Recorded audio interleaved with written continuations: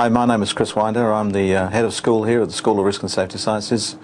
We're a moderate-sized school here at the University of New South Wales where we look at a range of issues related to risk and safety. I'm currently director of the Toxicology Research Group, and we'll be discussing with you matters related to what the group does. From the perspective of the work of the group, we take a life cycle approach to chemicals, ranging from identifying new chemical hazards through to how they might be found in workplaces and what the exposures and toxic effects they're likely to be, moving on to environmental effects after chemicals get out into the environment. So there are a range of things in which we do. So it's not just about identifying and assessing the effects of chemicals, it's about working out how to control them, whether or not we can substitute this chemical, which has a toxic ingredient, with this one that doesn't. So the occupational toxicology side of things is really identifying chemical effects, assessing chemical risks, and working out how to control them. Welcome to the Chemical Safety and Applied Toxicology Lab, which I think by now you had an overview. Basically, the kind of research we do are divided into occupational toxicology, environmental toxicology, and in vitro toxicology. By environmental toxicology, we mean by that is we get samples from different areas, whether from the beach or from areas which are contaminated, and we get them to the lab in containers, and we look at possibly what kind of toxic effect they have. And as it was mentioned before, we use a range of techniques, and most of the techniques we use, instead of using animals like mice and other things, we use human cells, human-derived cells that we culture in flasks, and we expose them to these contaminants and establish how toxic the contaminants are.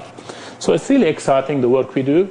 We send students on to different areas, whether it's a lake or a swamp or a heavily contaminated site which is being used by industry. They get the samples, bring them to the lab, and we do the analysis here. Furthermore, we also look at analysis for commercial purposes. So for example, if there's a river system which is contaminated and we are interested in knowing what kind of contaminants we have, we get samples from that system and we use a range of techniques that we developed to look at toxicity of that samples, whether it's to humans or to the environment. For the human side of things, we use animal cells that we culture in flasks.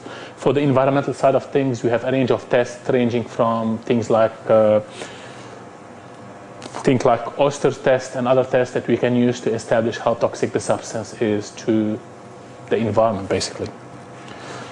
On top of that, we are interested in other things like damages triggered by UV light and other compounds that have a toxic effect on the cells.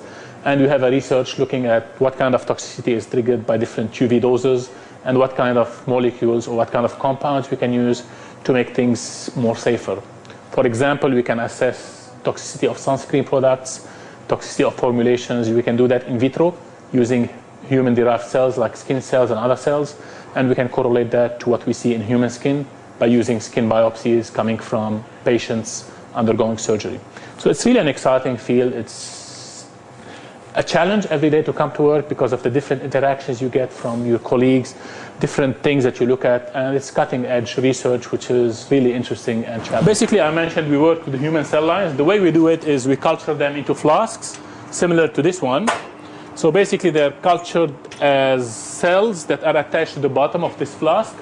And what we do is basically, when we're ready to use them, we remove the media, lift the cells from the bottom of the flask, put them into 24-well plates or 48-well plates, and we put the media or whatever we want to expose them to.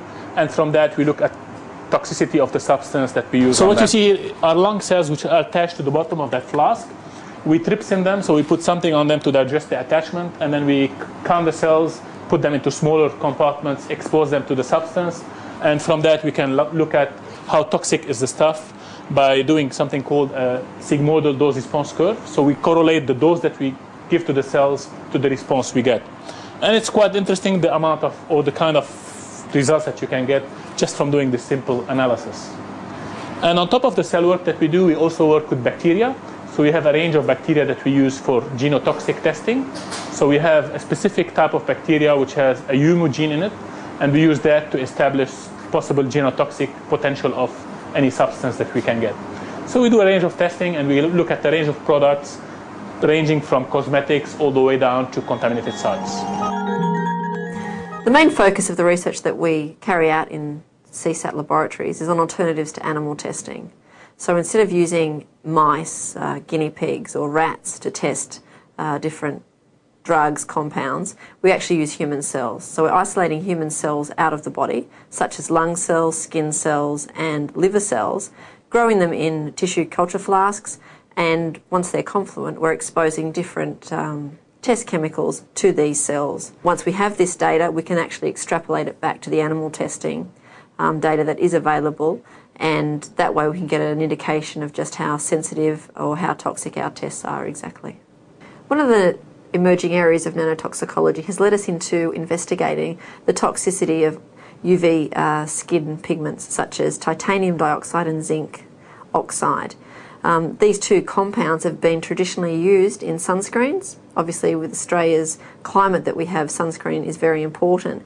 And now what they're doing is they're actually putting nano-sized particles of these pigments into our sunscreens, which are fantastic in some respects because no longer do you get a white film on your skin when you apply them, but little is known as actually what is occurring at the skin level. These nano-sized particles are now being absorbed into our skin, and the concentration to which they are being absorbed is very much unknown, and the toxicity that it's having on our bodies, particularly if you're applying these every day, is also something that we have no idea about the safety aspects of. So this has also formed one very interesting project that we've been pursuing in CSAT labs. Yeah, my research is focused on nanoparticle in sunscreen. Particularly zinc oxide and titanium dioxide, because it has been using in sunscreen for the last 10 years and is widely used as the pigment of sunscreen. My research will find out whether this nanoparticle will have adverse effects to human health. We are using human skin cells in different organs, which represents human bodies. My name is Lucky, and I'm currently a PhD student in the School of Risk and Safety Sciences. And my PhD project will be to investigate the effects of these exhaust particles, especially on human health, on the human lungs. But I actually did telecommunications engineering in my bachelor's degree. Now, a lot of my friends ask, hey, why are you doing toxicology now? You were doing telecommunications engineering. It's got nothing to do with it. And this is my response. Because engineering is good, but telecommunications, somehow during my fourth year, I think it's a bit boring to me. I decided to challenge myself. So I continued on to do biomedical engineering, where I did experiments on the effects of nanoparticles that is used in sunscreens and checking what could happen with the human skins, what is the toxicity. And when I did it, I thought, wow, I really love this work, you know, this is really interesting. I wanted to continue with it. And my current supervisor, Dr. Amanda Hayes, she's a very, very nice supervisor, and I just decided to do PhD. And currently I'm in my second session. I'm loving it.